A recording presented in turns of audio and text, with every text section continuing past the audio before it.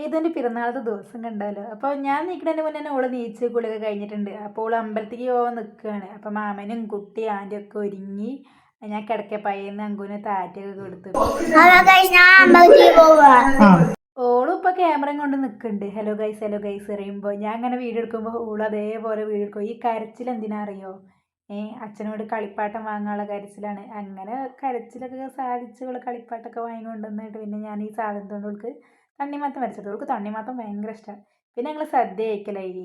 എല്ലാവരും പാടി ഇരുന്ന് സദ്യയൊക്കെ കഴിച്ചു. പിന്നെ ചെക്കൻ്റെ ഫസ്റ്റ് സദ്യയാണ്. ഫസ്റ്റ് സദ്യ 28 കഴിഞ്ഞ് 28 സോറി ചോറൂണ് കഴിഞ്ഞിട്ടുള്ളത്. അപ്പോൾ ചോറൊക്കെ കൊടുത്തു. ഞാൻ അവൻ്റെ എക്സ്പ്രഷൻ തന്നെ വാച്ച് ചെയ്യുന്നു. പപ്പടം അവനെ അങ്ങനെ പല്ലൊന്നുമില്ലല്ലോ.